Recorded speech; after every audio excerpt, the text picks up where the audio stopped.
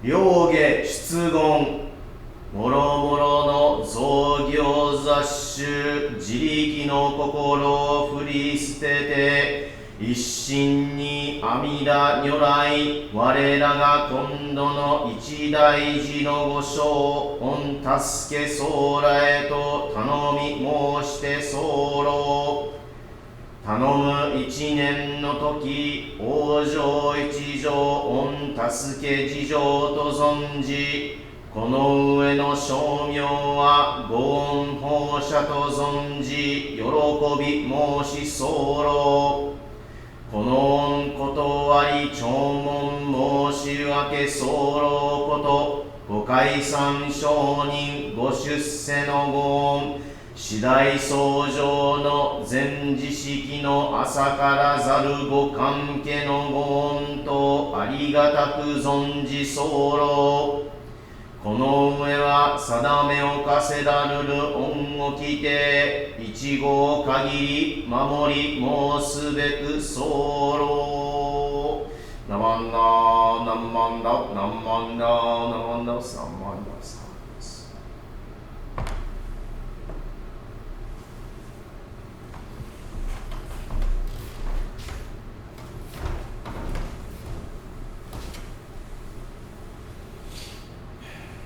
ナマンダナマンダナマンダナマンダナマンダナマンダサマンダナマンダ。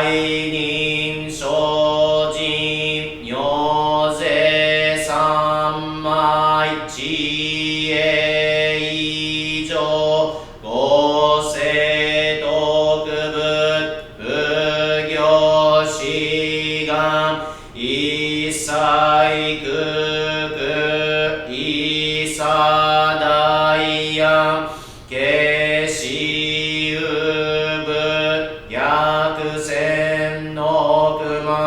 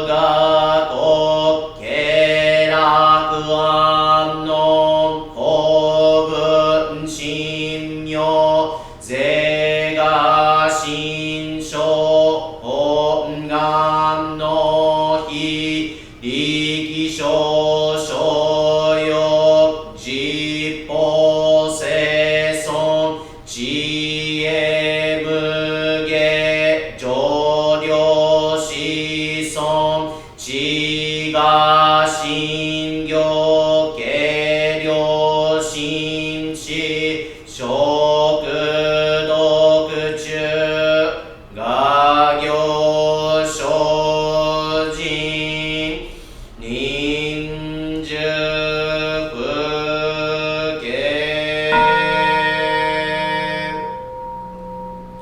ナマンナブナマンナブナマンナブナマ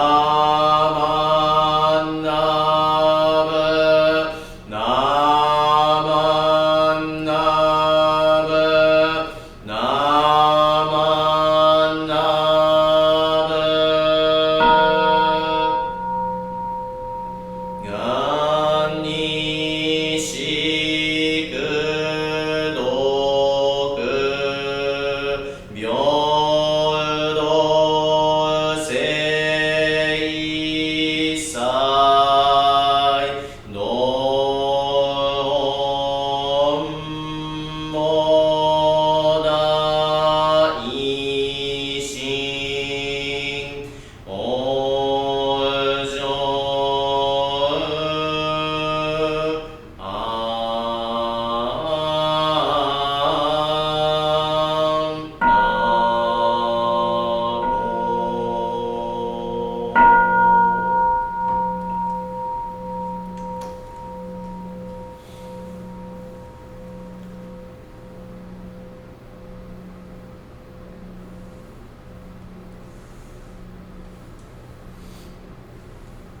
あんなナマンナナマンナナマンナナマンナナマンナナマンナナマンナスナマンナスナマンナナマンナナマンナ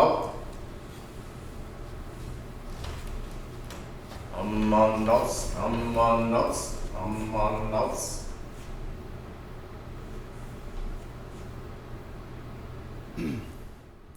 Please join me in Gassho. This aspiration for Buddhahood is none other than the wish to save all beings. The wish to save all beings is the wish to carry all beings across the great ocean of birth and death. この信行は仏にならんと願うと申す心なり。この願差仏心はすなわち土至上心なり。この土至上心と申すはすなわち主情をして生じの大海を渡す心なり。とナマンダブスナマンダブスナマンダブス。Good morning, everyone. As the summer season unfolds, there are many things that we can look forward to during this time.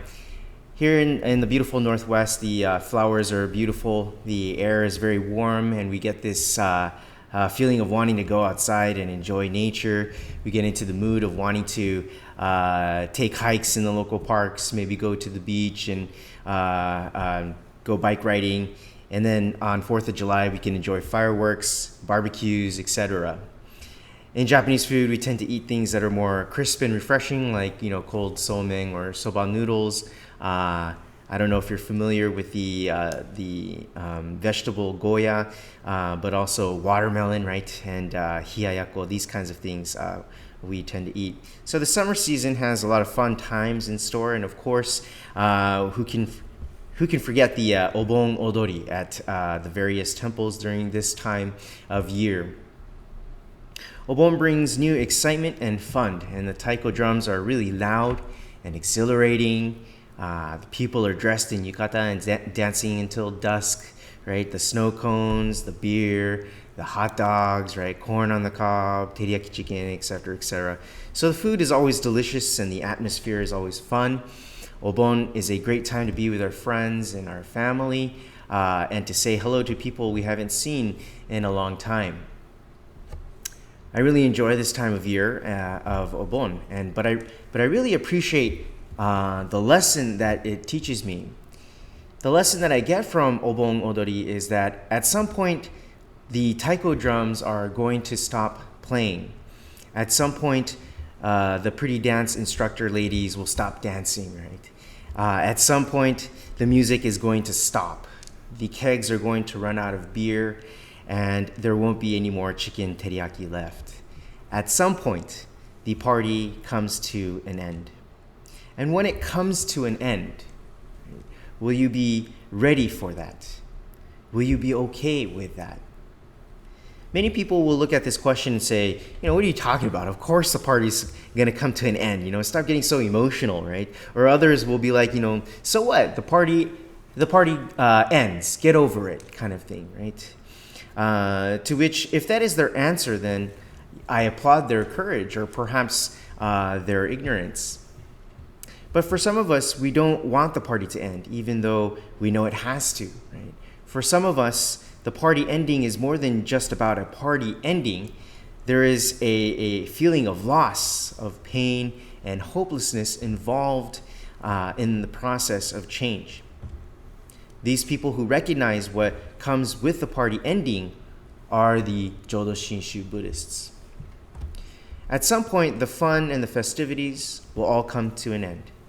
At some point, all of the Chōchin lights will be turned off. And when that happens, the question becomes, what was all this for, right? What was all this all about? Why do the obon dancing?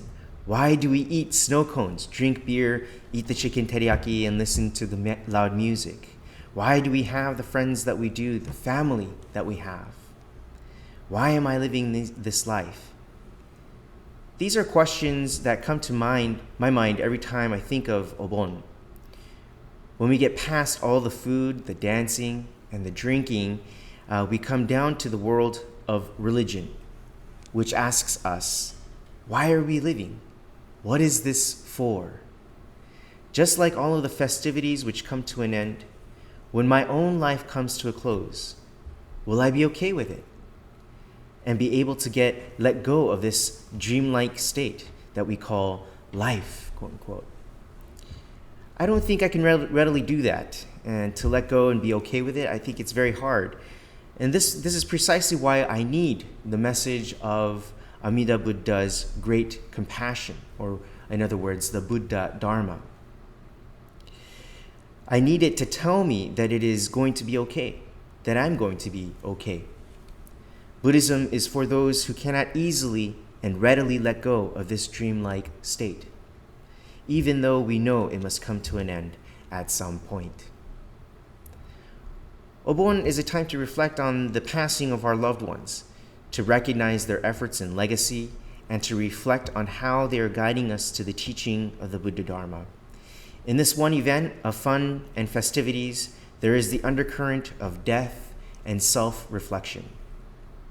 This juxtaposition of fun and festivities on the one hand, and death and self-reflection on the other, is the encapsulation of our life. Obon teaches us about the process of life and death. It brings us to question ourselves. Why do we die?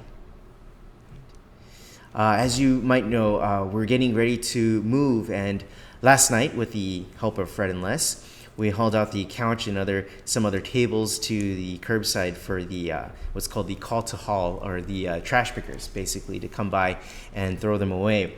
And we put all these things out there, and the last thing that we put out there were these cushions for the couch. And so my wife put them in the trash bag, and I took them outside. And as soon as I took them outside, my son started to cry. He said he wanted those cushions back. And so when I put them outside on the curb, he went outside, got the bag, and brought it back home into the house, and tried to take the cushions out of the trash bag. So I'm trying to tell my son, these are all dirty cushions. We need to get rid of these, okay? And then he wouldn't listen. So I had to kind of pry it out of his hands and then take it to the curbside, in which he started to cry even more and more. But I guess this life is kind of all about these goodbyes, right? It doesn't matter if we like it or not. They're going to come, right? So goodbyes to your, for example, your children's first shoes. Right? Goodbyes to the old couch you used to use. Goodbyes to the slender and fit body that I used to have, right? Or goodbyes to the memories of my childhood. Goodbyes to the old friends that we have but who have passed away. Goodbyes to the obon and the dancing and the fun times. And finally, goodbyes to this life and to this body of mine when I die. This hardship is called suffering in Buddhism. And it is this problem about life that is what prompted Shakyamuni Buddha to embark on his spiritual journey. The sobering answer was that we are born into this world as humans, we age, we get sick, and we die. And we have to deal with these things in our lives, and there is nothing we can do about them. Of the many things that Shakyamuni Buddha taught, one of those is the teaching expounded in the Contemplation Sutra. In this sutra, there are the words, quote, whether your eyes are opened or closed, end quote, that are stated throughout this work. The original meaning of these words is to say whether one is awake or asleep in meditation. However, another interpretation is to say that those who close their eyes or those who die open the eyes of those close to that person. In other words, in the act of dying, the person who passes on makes others see the truth of life. In our everyday lives, we frequently hear about the death of other people, whether it's on TV or it's in the obituary section of the newspaper. Death is often mentioned. But if we do not have a connection with that person, hardly ever does the notion of death shake us to the core. We often think to ourselves that death is something that happens to other people somewhere else, and it has nothing to do with me right now. But one day, a person close to us dies. Right? Only when that happens are we forced to confront the issue of death and realize that it is not something that happens to someone else or somewhere else. Only then do we see that someday we all have to part ways with one another, and that this fact of life can happen at any time. This is the reality of our situation. When we think about this, the person who has passed on teaches us this valuable lesson with his or her life, saying to us, be sure to live by opening your hearts to the reality of life. Shakyamuni once explained, it is hard to be born into human life. Even more difficult is it that those who must inevitably die can live right now. What this means is that it is difficult to be born as a human in this life. But what is more difficult is that for us whose lives can end at any moment, we are able to live right now. This might seem like a common sense phrase at first, but upon deeper reflection, we come to understand that nothing is more difficult and fortunate than this life we have right now. These words of Shakyamuni Buddha are being taught to us directly by our loved ones who have gone before us. When a person passes away, what is left is not just the ashes of the deceased. A famous poem reads, quote, when someone dies, that person's words remain with us. When someone dies, that person's kindness remains with us. When someone dies, that person's warmth remains with us. When we put our hands together in Gassho, that person comes back to us. End quote. Let us remember that those who pass on before us are not gone. Their physical bodies may not be here, but they are with us in our memories, in our past experiences, in our karma, and in our hearts. Their passing sparks a new chapter in our relationship with that person. And when we put our palms together in the posture of sincere humility known as Gassho, we are never alone. Right? In the midst of this deep sadness, but also this deep warmth, do we come together with the person who has passed on. So Obon is a fun time, but it is not all just about fun, of course. There is an underlying teaching that is being taught to us by our ancestors. Our loved ones who passed on before us are teaching us that this world of delusion is but a dreamlike state. We're dancing, we're partying, we're eating and drinking as if there's not a care in the world. Right? And that would be fine if the party kept going on forever, right? But it doesn't. It ends. Eventually, the party will come to an end. Eventually, we have to say goodbye. In much the similar way, our lives flash before us, and before we know it, it comes to an end. In fact, it happens so fast, and we become so attached to this life that we can't easily let it go. So for those of us who struggle with this fact of life, there is the Buddha Dharma and Amida Buddha's infinite wisdom and compassion. Amida Buddha teaches us that we will be okay even after the party comes to an end. Amida's great compassion will embrace us always, even though we must say goodbye to everything in this life. And because of this wonderful truth, we can gain the strength, joy, courage, and humility to go out and enjoy the day's festivities as much as we can. In other words, we gain the strength, joy, courage, and humility to go out and live. Finally, when we dance in the memory of our ancestors, we rejoice in knowing that we are always being guided by them, and we celebrate that we are always embraced in the world of Amida Buddha's great compassion. Together, let us bow our heads in deep reverence to the world that embraces all of us. Namandas, namandas. Please join me in Gassho. This aspiration for Buddhahood is none other than the wish to save all sentient beings. The wish to save all beings is the wish to carry all beings across the great ocean of birth and death. Namo Amida Butsu. Namo Amida Butsu. Namo Amida Butsu. Namandap, namandaps, namandaps, namandaps, namandaps. May the wisdom of the all-compassionate one so shine within our hearts and minds, that the mists of error and the foolish vanity of self be dispelled, so shall we understand the changing nature of existence and reach spiritual peace.